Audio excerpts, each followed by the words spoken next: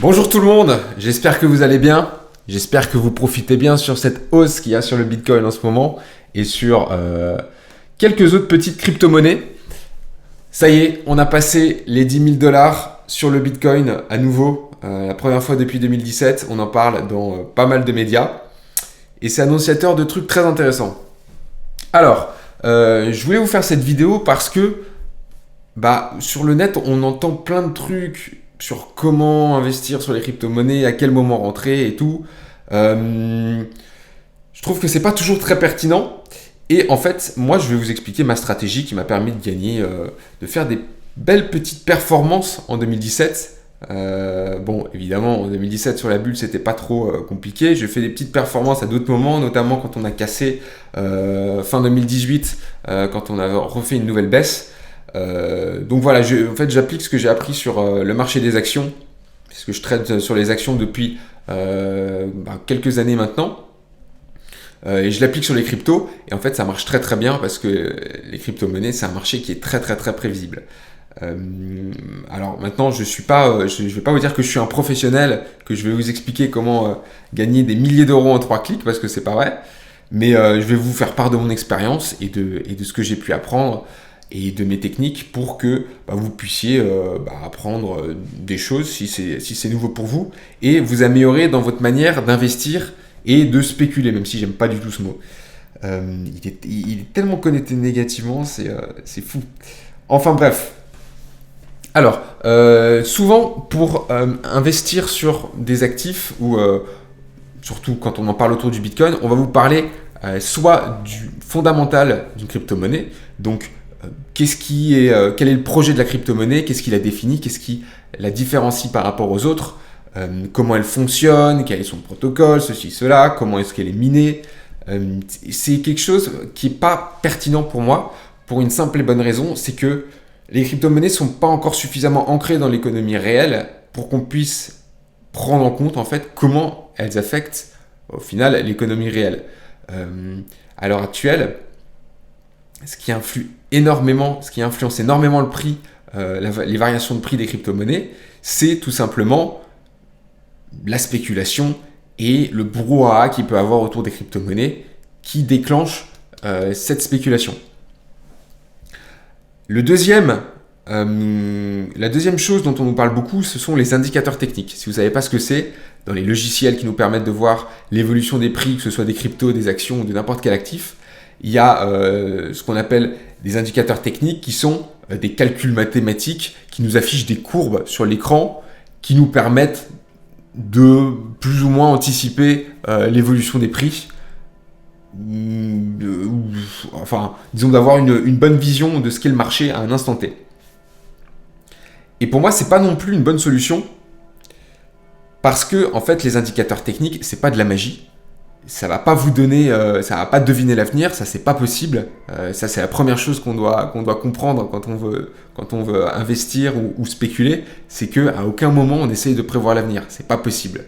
On essaye simplement de se placer sur des opportunités. Qu'est-ce qui fait que ces indicateurs techniques fonctionnent dans certains cas? C'est que beaucoup de gens regardent le même indicateur technique. Donc tout le monde a les mêmes signaux au même moment. Et ça fait ce qu'on appelle une prophétie autoréalisatrice. Et du coup, si tout le monde, au même moment, a le signal « Ah, il faut acheter », tout le monde achète et effectivement, les prix montent. C'est pour ça que là, dernièrement, ces dernières années, on parle beaucoup d'un indicateur technique qui s'appelle le nuage d'Ishimoku. Ouais, c'est ça le nom.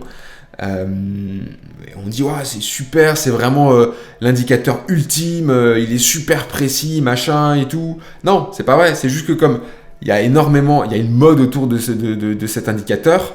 Énormément de gens l'utilisent et énormément de gens suivent les indicateurs, les signaux qui sont envoyés par cet indicateur. Et donc, tout le monde achète ou vend au même moment. Le truc, c'est que sur les crypto-monnaies, c'est beaucoup de gens qui n'y connaissent pas grand-chose en spéculation, qui n'y connaissent rien en analyse technique. Et du coup, ces signaux ne sont pas pertinents puisque personne ne les regarde. Donc bon, après ça, c'est mon point de vue, c'est mon expérience, c'est comme ça que je ressens les marchés. Mais je trouve que c'est plutôt pertinent. Enfin, jusque-là, cette manière de fonctionner a toujours été pertinente pour moi. Donc sur quoi est-ce que je me base? C'est vraiment sur l'état d'esprit des investisseurs, sur l'état d'esprit des intervenants du marché, les personnes qui achètent et vendent sur le marché. Et ça, comment on le lit? Comment on le sait? On le lit en regardant les courbes d'évolution des prix. On va passer sur mon écran. Et en fait, il y a une discipline qu'on appelle le chartisme. Si vous voulez vous y intéresser un peu plus profondément, il y a plein de livres là-dessus. Et en fait, c'est la méthode qui nous permet de lire la mentalité, l'état d'esprit des intervenants du marché sur l'évolution, sur les courbes d'évolution des prix. Et nous, ce qu'on va essayer de faire, c'est ce qu'on appelle du suivi de tendance. Ça veut dire qu'on ne va pas essayer de deviner comme ça à n'importe quel moment dans la courbe est-ce que ça va monter, est-ce que ça va descendre. On va regarder s'il y a une tendance qui se lance à la hausse ou à la baisse et on va se positionner dessus pour en profiter sur une partie. Comment est-ce qu'on fait ça? Il faut comprendre que les marchés évoluent en passant de cycles de compression et de décompression de la volatilité. Vous n'avez sûrement pas compris ce que j'ai dit. Peut-être que vous avez compris si vous vous intéressez déjà un peu à tout ça. Mais je vais détailler pour ceux qui n'y connaissent rien. La volatilité, qu'est-ce que c'est? C'est en gros quand c'est la force avec laquelle les prix vont évoluer. Quand on dit qu'il y a peu de volatilité, ça veut dire que les prix évoluent très faiblement. Par exemple, là, vous voyez que on stabilise autour de 3800 euros, dollars le Bitcoin. Et on va passer 3700, 4000, voilà. Mais les variations ne sont pas énormes. C'est quand même énorme, mais c'est des cryptos. Donc c'est normal sur les cryptos. Mais vous voyez que la courbe se stabilise. Il ne se passe pas grand-chose. À l'inverse, quand il y a beaucoup de volatilité, ça veut dire que les prix vont varier très fortement sur un très court laps de temps. Par exemple, là, bim, on est reparti. Il y a eu une extension de la volatilité. Là, pareil, on s'est calmé. Et là, bim, nouveau extension de la volatilité. Donc, on passe de cycles où la volatilité est très faible, où ça se calme, à des cycles où la volatilité est très forte, ou un peu moyennement forte. Et en fait, ça, c'est valable sur tous les actifs, que ce soit les cryptos, les actions, les obligations, les matières premières, même l'immobilier, même si on n'a pas forcément on n'a pas forcément des courbes très précises. Si, il y a des choses, mais bon, bref, je ne vais pas rentrer dans les détails. C'est quelque chose qui est valable sur tous les actifs. Et ça nous permet d'anticiper plus ou moins précisément, selon l'actif, l'évolution des prix. Donc, par exemple, sur les actions, c'est quelque chose qui est pertinent, mais qui n'est pas toujours juste. Sur les cryptos, pourtant, c'est très très très intéressant et ça permet très facilement d'anticiper les courbes de prix. Pourquoi? Parce que comme je vous le disais, les investisseurs, les intervenants du marché sont beaucoup de particuliers qui ne regardent pas des indicateurs, qui n'ont pas de stratégie d'investissement, qui vont au feeling. Ils ont entendu qu'on pouvait gagner de l'argent sur les crypto-monnaies, tac, ils achètent et ils voient ce qui se passe. Et du coup, ils vont avoir des réactions très émotionnelles. S'ils commencent à perdre, ils vont paniquer, ils vont vendre. S'ils voient que ça monte, ils vont se dire « Ah putain, il faut pas que je loupe le coche, il faut que je prenne le train en marche. » Et bim, ils rentrent à un moment où ça a déjà beaucoup monté, où il y a une grosse volatilité. Donc c'est très prévisible. Il y a des investisseurs professionnels sur les crypto-monnaies. Alors, c'est difficile d'avoir des chiffres vraiment très précis là-dessus, de savoir vraiment ce qu'il en est. Mais il y a forcément des investisseurs professionnels sur la crypto-monnaie. Mais c'est pas eux qui vont vraiment déclencher les bulles comme celles qu'on a eues en 2017. C'est vraiment les investisseurs particuliers. Et il faut savoir aussi que les personnes qui détiennent le plus de crypto-monnaies, quand on prend une crypto-monnaie, les personnes qui détiennent des énormes montants de ces crypto-monnaies ne sont pas des investisseurs, ne sont pas des spéculateurs, ce ne sont pas des professionnels, ce sont très souvent les créateurs de la crypto-monnaie ou des personnes qui, pour une raison ou pour une autre, en ont accumulé énormément. Et ils ne sont pas là pour acheter, revendre ou quoi, ils les gardent. On sait que Satoshi Nakamoto, donc le créateur du Bitcoin, détient je ne sais plus combien, mais un nombre ahurissant de Bitcoin. Et il n'y touche pas. Ça n'a pas bougé depuis 2008, depuis la création, depuis 2009, depuis la création, le lancement de la blockchain Bitcoin. Donc voilà, tout ça pour vous dire que regardez ces cycles d'évolution de la volatilité sur les crypto-monnaies, c'est tout à fait pertinent. Comment on va faire? Donc en gros, on va chercher les moments où les prix se calment, où la volatilité est basse. Par exemple, on peut regarder là, les prix étaient très peu volatiles jusqu'à un moment où il y avait très peu de variations.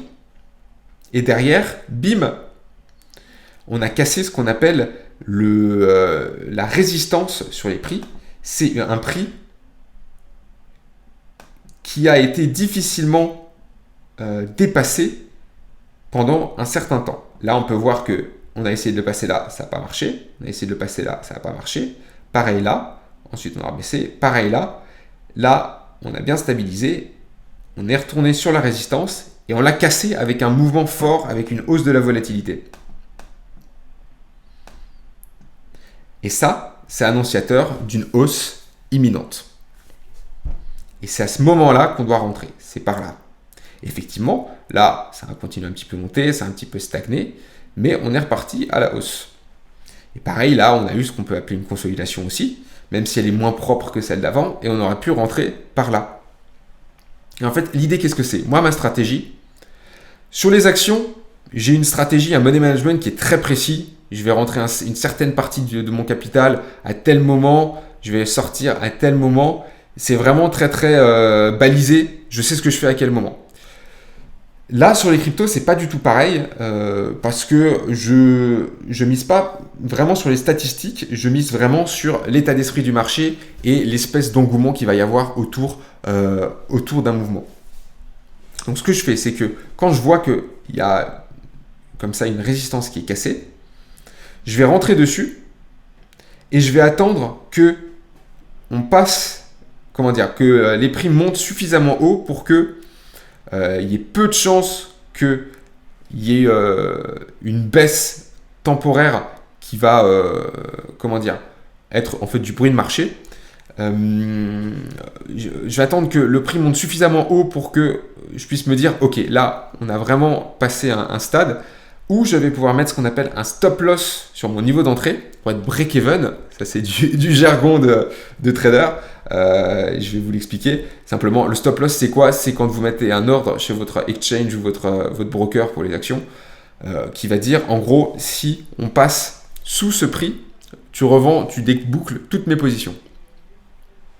Et break-even, qu'est-ce que c'est? Ça veut dire qu'en gros, on place ce stop loss sur notre niveau d'entrée. Donc, ça veut dire quoi? Ça veut dire que si on repasse sur notre niveau d'entrée, on va tout revendre automatiquement et comme ça, on aura rien gagné, mais on n'aura rien perdu non plus. Donc on est sécurisé. Donc on peut être l'esprit tranquille.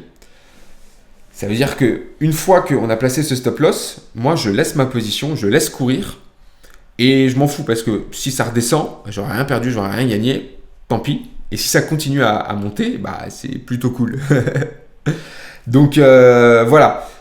Et qu'est-ce qui se passe si jamais ça ne monte pas? Je sais que par exemple dans ces eaux-là, sur le Bitcoin, j'aurais revendu. Parce que voilà, je ne vais pas rentrer dans les détails du chartisme, de l'analyse technique, je vous ferai d'autres vidéos là-dessus pour vous détailler tout ça. Dites-moi en commentaire si vous avez des questions, si vous voulez que je continue à vous parler de tout ça. Voilà, j'aurais revendu à un moment où je sais que statistiquement, ça veut dire ça pue très clairement, ça sert à rien de garder la position. Mais voilà, quand je rentre sur les cryptos en général, je me plante pas parce que il y a une deuxième chose à regarder en parallèle de cette analyse de la mentalité, de l'état d'esprit des investisseurs via les courbes, c'est que moi je regarde beaucoup l'actualité autour des crypto-monnaies. Je regarde pas forcément les sites sur les cryptos ou quoi, parce que eux ils en parlent tout le temps, mais par exemple quand sur les médias généraux, sur les chaînes générales, on commence à parler des crypto-monnaies, c'est que là ça va vraiment toucher beaucoup de monde, des gens qui n'y connaissent rien, et il va y avoir une grosse vague qui va se lancer. Là, dernièrement, on a commencé à parler de Libra, donc la crypto-monnaie qui n'est pas contrôlée par Facebook, mais qui est lancée par Facebook, et ça a fait beaucoup de bruit. On a commencé à en parler un petit peu justement dans cette période-là, Donc je pense que les gens qui sont avisés se sont dit « Ah, il y a un truc à faire ».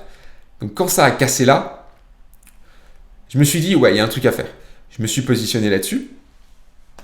Et effectivement, c'est bien parti. Ensuite, ça s'est calmé un petit peu. On est arrivé à cette consolidation. Et là, Facebook a officiellement annoncé Libra. C'était début de cette semaine. C'était mardi, il me semble. Et effectivement, là, fin de semaine, on est reparti à la hausse. Donc, c'est le genre de choses qu'il faut suivre sur les médias, voir quand on commence à beaucoup parler de ceci ou cela en rapport avec la blockchain ou les crypto-monnaies, voir aussi sur les réseaux sociaux quand il y a des gens qui en parlent, qui partagent des choses. C'est un très très bon indicateur de quel est l'état du marché. Parce qu'il faut bien comprendre que pour l'instant, les crypto-monnaies, ça marche sous forme de bulles. C'est très spéculatif. C'est pas comme les actions où on peut suivre vraiment l'aspect fondamental et les annonces, ceci, cela. Là, ça va vraiment être à quel niveau est la hype autour des crypto-monnaies. Comment est-ce que les gens lambda, qui n'y connaissent rien du tout en spéculation ou en blockchain, en technologie ou quoi que ce soit, vont commencer à s'intéresser à la chose. Donc voilà. C'est ma stratégie. Maintenant, je ne vous dis pas suivez ça au pied de la lettre. Je ne vous dis pas suivez aveuglément ce que je vous dis. Je vous dis juste que c'est comme ça que je fais et que je trouve que c'est plutôt pertinent. Maintenant, il faut toujours faire gaffe à ce que vous faites. Il faut toujours vous renseigner, ne pas écouter une seule personne, surtout en investissement. Et voilà, je suis juste là pour vous déblayer un petit peu le chemin et vous faire part de mon expérience. Donc, je vous répète, on va peut-être prendre un autre moment, un autre exemple dans le Bitcoin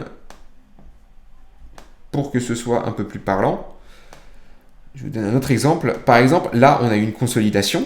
C'est pas une très belle consolidation. En matière de chartisme, c'est pas très très beau. Mais voilà, il faut savoir que c'est très très volatile les crypto-monnaies. On n'est pas obligé de prendre des consolidations très très propres. Le prix a monté là. Ça s'est calmé, ça a un petit peu baissé. On est retourné sur le niveau de support, ce qu'on peut déterminer comme un support, une résistance. Donc c'est un prix qui n'a pas été passé pendant un certain temps. On est venu taper là de nouveau, sur le prix qu'on n'avait pas réussi à dépasser. Et on est venu stabiliser autour de ce prix-là. La volatilité a fortement baissé, jusqu'au moment où, pam, on a fait ce qu'on appelle un breakout, encore une fois en jargon de spéculation, de trading. On a cassé la résistance. On aurait pu rentrer autour de ce prix-là. Et bim, on aurait été emmené dans cette hausse. Là, avec une hausse comme ça, on aurait pu tout à fait mettre un stop loss sur notre point d'entrée et être sécurisé et laisser courir. Alors, il faut faire attention parce que comme je vous le disais, les crypto-monnaies, c'est très très volatile. On ne place pas forcément un stop loss comme ça, comme je vous l'explique. Je ne rentre pas dans les détails pour faire simple, je vous ferai d'autres vidéos pour vous expliquer ça plus profondément. Parce que par exemple, là derrière, bim, on a eu une baisse qui nous aurait fait sortir sur notre stop loss, alors qu'au final, on serait reparti pour une belle hausse par la suite. Donc, voilà, c'est pour vous donner le concept général, mais aïe, non, ne me lâche pas. C'est pour vous donner l'explication générale, mais c'est pour vous donner un exemple, mais après il y a d'autres techniques. Voilà, donc je vous laisse vous faire votre idée, rentrer sur les cryptos. Je vous fais vite fait un petit suivi des principales crypto-monnaies, de ce que j'en pense. Là, donc hier, on a cassé les 10 000 sur le Bitcoin. Donc pareil, ça va faire des news dans les médias, ça va bien partir.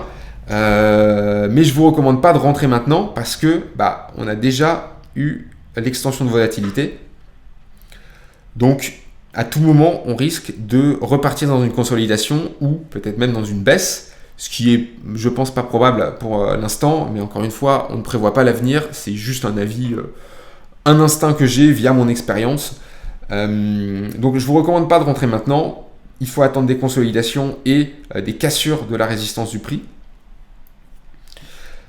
Mais ce qu'il y a, c'est que le Bitcoin, c'est un peu la crypto-monnaie directrice des autres crypto-monnaies, puisque toutes les crypto-monnaies sont indexées en Bitcoin. Donc ça veut dire que derrière, il y a des choses qui vont suivre. L'Ethereum, en euros, ça c'est le Bitcoin en euros. Bon, voilà, pareil, c'est équivalent. L'Ethereum, c'est pareil. Là, on avait une base qui était plus jolie que sur le Bitcoin, parce qu'on avait un support qui était beaucoup mieux marqué. On avait une bonne diminution de la volatilité du prix là. On a cassé la résistance, plus une autre résistance historique, psychologique. Ça, je ne rentre pas dans les détails non plus, je vous l'expliquerai dans une autre vidéo. Et on est reparti. Pareil, la volatilité est pour moi déjà un peu trop forte. On a déjà trop grimpé au niveau des prix pour rentrer maintenant. Putain, 272, c'est cool. J'ai gagné de l'argent là. Après, on a d'autres cryptos, grosses cryptos. L'EOS, c'est un peu le bordel. Il n'y a pas de s'il y a une consolidation, mais c'est pas très beau. Je vous recommande pas de vous intéresser à ça pour l'instant. Je vous dirai plus tard si ça peut être intéressant. Zcash, pareil. ETC, pareil. Là, je vais vous parler par contre de 3 crypto-monnaies qui peuvent être intéressantes, que je regarde avec attention, parce qu'il peut se passer des trucs très très très intéressants dessus. Il y a le Stellar Lumen. Ça, je l'ai marqué. Ça a pété dur à prendre. Donc, si ça a pété dur, on va faire attention.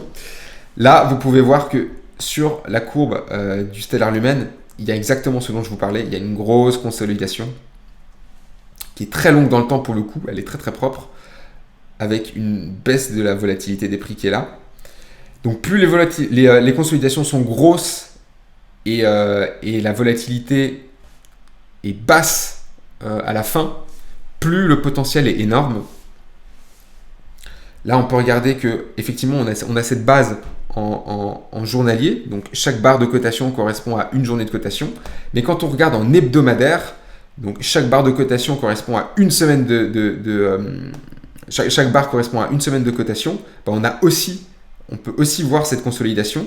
On a aussi une forme chartiste. Et ça veut dire que le mouvement qui va suivre la cassure de la résistance a un potentiel non pas sur quelques jours ou quelques semaines, mais sur quelques semaines ou quelques mois. Donc, il y a des choses très intéressantes qui peuvent se passer. Et un autre point aussi très intéressant, c'est que le prix est à 11 centimes. Qu'est-ce que ça veut dire? Ça veut dire que la hausse, mathématiquement, s'il y a une hausse, le potentiel d'augmentation en pourcentage est beaucoup plus fort que sur le Bitcoin par exemple qui est déjà à 10 000 $. Je ne rentre pas dans les détails non plus, ça ferait une vidéo de 40 ans sinon. Je vous présente aussi 2 autres cryptos qui sont dans le même état. Le Cardano, ADA, qui est pareil, qui a une belle consolidation en semaine, qui a une consolidation qui est encore plus belle. Donc, ça peut être très intéressant. Et le Cosmos, dont le ticker est Atom. Et en plus, j'aime bien le Cosmos parce qu'ils ont un projet qui est très intéressant. Et sur le très long terme, je pense que ça peut être pas mal. Voilà. Je vous ai donné tous les éléments que j'ai en ma possession pour investir sur le marché des cryptos. Je vous laisse vous faire votre propre idée. Vous pouvez aller sur ce site TradingView qui est gratuit, qui est en temps réel, ce qui est très important sur les crypto-monnaies parce que ça évolue toute la journée, 24 heures sur 24 et ça peut aller très très vite. Donc il faut avoir du temps réel. Et je vous laisse regarder ce système d'évolution de la volatilité, de consolidation, de cassure de résistance. Et je vous laisse prendre vos décisions. Encore une fois, moi je suis pas là pour être un oracle, un gourou ou quoi que ce soit. Je suis juste là pour vous donner les connaissances que j'ai, pour vous partager les connaissances que j'ai, l'expérience que j'ai et vous aider à vous orienter dans ce truc formidable qui est les crypto-monnaies et la blockchain et qui peut être quelque chose de très intéressant sur le futur parce que au-delà de cet aspect spéculation, moi je m'intéresse aussi énormément à la technologie en elle-même de la blockchain parce que je pense que d'ici quelques années, ça va être quelque chose qui va vraiment exploser. Je pense que là, si on compare à Internet, on est un petit peu par rapport à la blockchain comme on était en 94, 95, 96. Internet commençait à apparaître, mais beaucoup de gens ne connaissaient pas ou n'y croyaient pas forcément. Il y a des petits malins qui se sont lancés, il y a des petits Jeff Bezos qui ont créé des Amazon et qui aujourd'hui ont bien profité de l'Internet. Et je pense qu'au niveau de la blockchain, on est aussi au même niveau. On ne se rend pas encore bien compte de tout ce qu'on peut faire avec, mais il y a un potentiel de malade. Et c'est pour ça que je me suis remis au développement. Il faut savoir que j'ai un profil un peu technique, informatique. Enfin, j'ai fait plein de trucs, mais voilà, donc je faisais du développement. Et là, je m'y suis remis pour apprendre à développer sur la technologie blockchain. et développer des smart contracts sur des blockchains comme Ethereum ou d'autres, ou l'EOS, le Neo, ceci, cela. Parce que je pense que c'est une compétence qui sera très très recherchée d'ici quelques années et qu'on pourra faire des choses très intéressantes, que ce soit au niveau, du salariat ou au niveau de l'entrepreneuriat. Voilà, je rentre pas plus dans le détail, ça va faire une vidéo qui est très longue déjà, là on va taper les 30 minutes, un petit peu moins. Donc, étudiez tout ça, faites attention, renseignez-vous bien. Et je vous souhaite de vous amuser sur ce domaine parce que moi j'adore ça et je trouve ça très intéressant. Mais faites attention. Voilà, allez, bonne journée et à la prochaine vidéo.